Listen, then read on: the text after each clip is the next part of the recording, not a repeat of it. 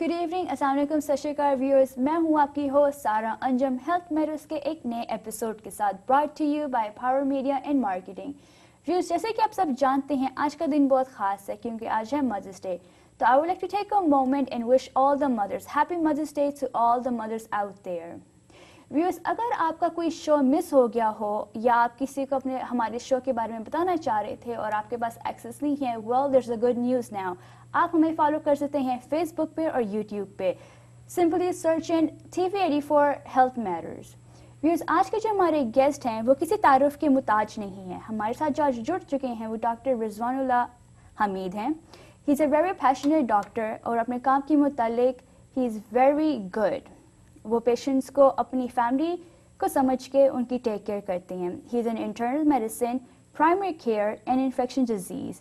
आए हम आपकी मुलाकात करवाते हैं डॉक्टर हमीद के साथ। Thanks so Welcome, much for doctor. nice introduction. Thanks so much. Very kind of you. Thank you so much doctor for joining to our show. Doctor साहब, आप सबसे पहले ये बताएं कि आपके नाम के साथ 3 टाइटल्स लगे हुए हैं, इंटरनल मेडिसिन, प्राइमरी केयर और इन्फेक्शियस डिजीज। Right. तो आप ये तीनों चीज़ें कैसे मैनेज कर रही हैं? या इसलिए जब पहले आप डॉक्टर बनते हैं तो आपके पास बहुत सारा फील्ड खुला होता है। उसके बाद फिर आप अल्ट्रा स्पेशलाइजेशन करते हैं, इंटरनल मेडिसिन मेडिकल स्पेशलिस्ट बनते हैं, जी, जो कि नेक्स्ट स्टेप है जनरल प्रैक्टिस के बाद। You can have general practitioner, you can family practitioner.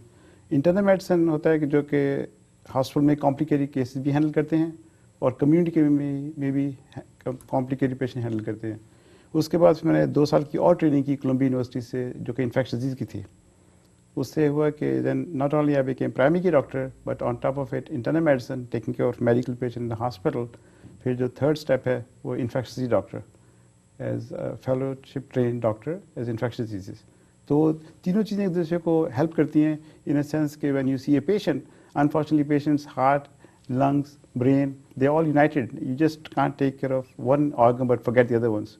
So the more training you have, the better, I think, holistic doctor you become. तो आपने फिर सोचा कि तीनों चीज़ें कर लेता हूँ and I'll take care of the patient all over. Yeah, that makes me very happy. The more empowered I am, the more I can help people. जी, डॉक्टर साहब, आप हमारे व्यूअर्स को ये बताएंगे कि इंटरनल मेडिसिन और प्राइमरी केयर में क्या डिफरेंस है? हाँ, that's a good question. Primary care आजकल एक्चुअली बड़ा कंपटीशन चल रहा है। As you know, the health care system बड़ा चेंज हो रहा है। इसमें प्राइमरी केयर में आजकल गायनेकोलॉजिस्ट भी आते हैं, ऑप्थेमोलॉजिस्ट भी आते हैं, जो कहते हैं कि हम आई के प्राइमरी के डॉक्टर हैं, या हम लेडीज़ के प्राइमरी के डॉक्टर हैं, या पीडियाट्रिशियन होते हैं कि हम 16 to 18 ईयर ओल्ड किड्स के प्राइमरी के डॉक्टर हैं। इस तरह फैमिली प्रैक्टिशनर जो ट्रेंड हैं, या जनरल प्रैक्टिशनर। आजकल एक नई स्पेशलिटी निकली है, मेड पीड बोलते हैं उसको। उसमें ये होता है कि वो बच्चों का भी ख्याल करते हैं और एडल्ट का, वो भी प्राइमरी केयर हैं। लेकिन इंटरनल मेडिसिन की ट्रेनिंग होती है, उसमें ज़्यादा हॉस्पिटल बेस और कॉम्प्लिकेटेड पेशेंट दिखते हैं, जो कि अनफॉर्चुनेटली जो लोग बहुत सिक होते हैं, दे रिक्वायर मोर हॉस्पिटलाइजेशन और नर्सिंग होम का ना पेशेंट, तो वो जनरली इंटरनल मेडिसिन के पेशेंट डॉक्टर ट्रेन करते हैं और उसमें मैनेज करते हैं। तो फिर उसके बाद पीपल की डू द सब स्पेशलिटी, जैसा मेरी अभी इन्फेक्शन डिजीज में सब स्पेशलिटी है। So then you have a primary care. On top of it, you have internal medicine training. 3 years internal medicine generally required in United States. उसके बाद 2 साल की इन्फेक्शन डिजीज फेलोशिप। जी, सो डॉक्टर साहब, आप ये बताएं कि आपने पहले अपनी इंटरनल मेडिसिन की है, फिर प्राइमरी केयर की है, और इन्फेक्शियस डिजीज आने के लिए आप क्या इंस्पायर्ड हुए था? Like what was the thing that inspired you to get into that? हाँ, मेरा एक रोल मॉडल थे हॉस्पिटल में जब मैं रेजिडेंसी कर रहा था। जी, तो मैं देख रहा था कि जिस तरह द वे ही manage patients, and unfortunately every third और fourth patient in the hospital has infection. Some of the infections people bring from the community, and some infections, unfortunately, they get it when they're in the hospital. I'm sorry to say that. No matter how much they try to prevent, it's called nosocomial infection. So, actually, if you look back 150 years back, when the hospital started becoming center for people who are sick, the infections they carry and then transfer to other people also. So that's a big risk that you have. So then when I saw this, his name was Dr. Martin Kramer. I saw him managing patients with very complicated infections and making them good. What I like about that was reversible component. Patient comes in, has meningitis or pneumonia and a bad cellulitis, like flesh-eating kind of bacteria, and you fix them, and that is so rewarding. Unfortunately, in many specialty medicine, we can't say that. Some of the diseases, unfortunately, are irreversible, and you cannot completely eradicate them, completely cure them. So infectious disease has the ability, if you make the diagnosis at the right time and you manage appropriately, you can manage them very well. C ji doctor, हमें ये बताएं कि जब किसी patient को या किसी इंसान को जब इन्फेक्शन होता है तो उसके क्या सिम्टम्स होती हैं? अच्छा, तो ये डिपेंड करता है एज क्या है। अगर तो बहुत छोटा बच्चा है या बहुत एक्सट्रीम एज पे है, मतलब 80-90 ईयर ओल्ड पेशेंट, उसमें ये होता है कि पेशेंट खाना बंद कर देगा। उसके बाद बच्चा है तो खेलना बंद कर देगा। अगर अडल्ट है, जिस तरह मिसाल देता हूँ मैं, I used to go nursing home to take care patient. एक लेडी थी 80-85 year old, she would go to the dining room in the nursing home and have her meals there and then come back in the bed or the room and watch TV or listen to radio, and then she stopped doing that. So as a infectious doctor, I saw her and I said something going on, and one of the first thing that should come to mind is could it be infection. Like I said, it's of all the things that we care for as doctors, infections are most curable, and if we diagnose them early. So we did the workup. Within 24 hours, we found out that she had a urinary tract infection. So she didn't say urine is burning. She didn't say I have a high-grade fever. But all she did was she stopped going to the cafeteria or dining hall to eat and stopped eating and stayed in the bed whole day.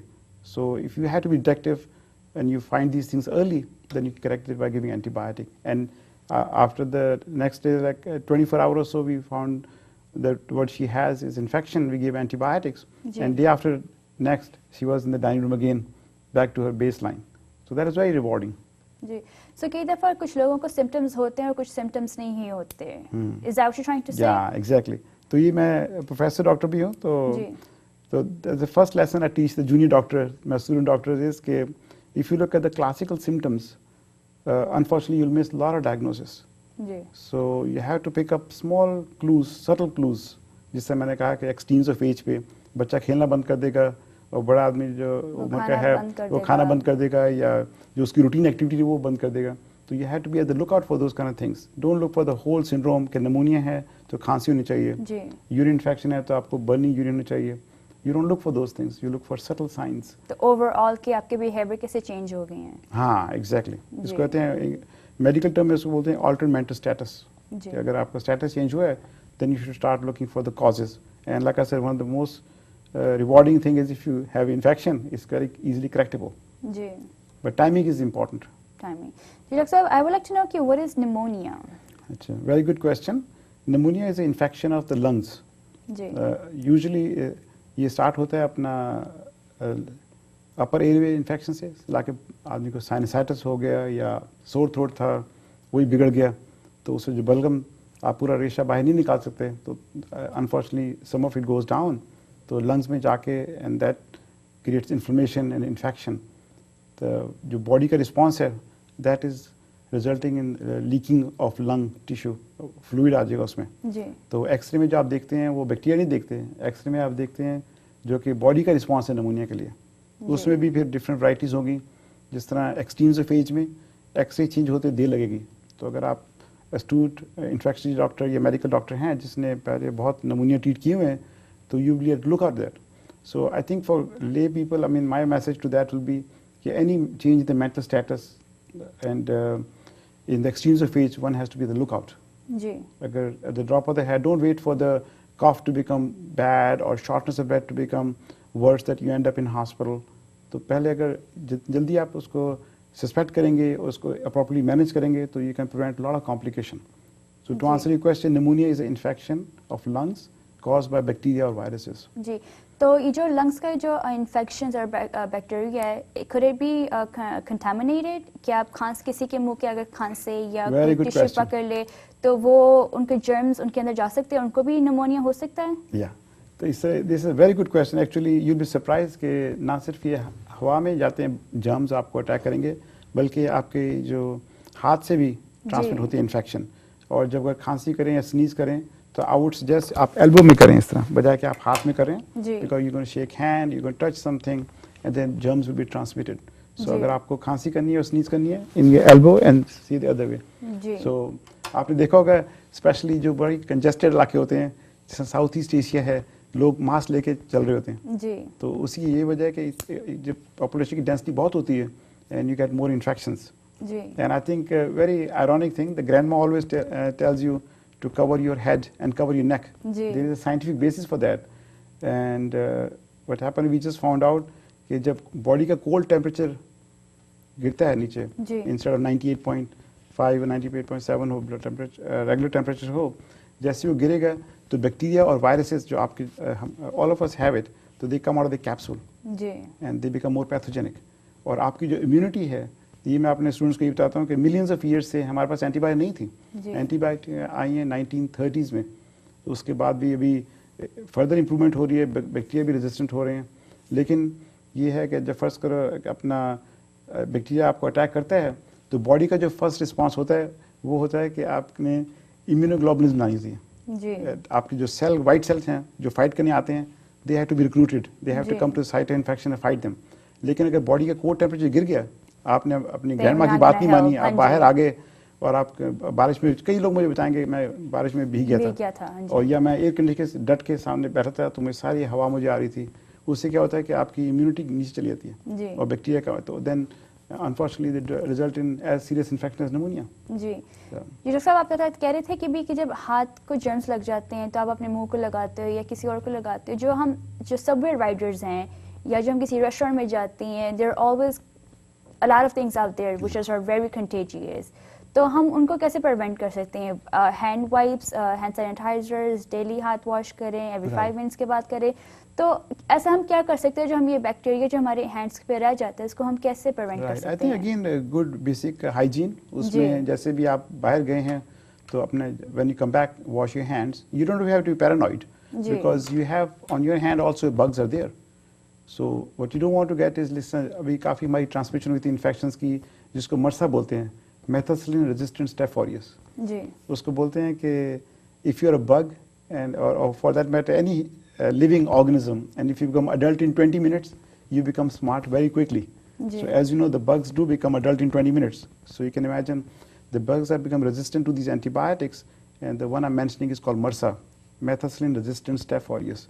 तो ये unfortunately transmit हुआ है, अपना gyms में होता है transmit, hospitals में, nursing home में, हेल्थ केयर फैसिलिटीज़ में, डॉक्टर्स ऑफिस में ट्रांसमिट होता है. तो उसके लिए फिर ये एक्स्ट्रा प्रिकॉशन यही है कि जब भी आप if you are health care worker, you always should put on gloves and wash the hands after taking off the gloves. And then when you are in the community, I said you don't have to be paranoid, you have your own bugs to protect you, but sometimes you can get MRSA, methicillin resistant Staph aureus, from either gym or any other equipment that you're sharing with somebody else. The basic technique is to wash hand when you come back home. जी doctor साहब, अब वक्त है छोटे से break का. Viewers, हम जल्द हाजिर होंगे एक छोटे से ब्रेक के बाद और हम जानेंगे कि हैंड जो जर्म्स आ जाते हैं उनको हम कैसे प्रिवेंट कर सकते हैं.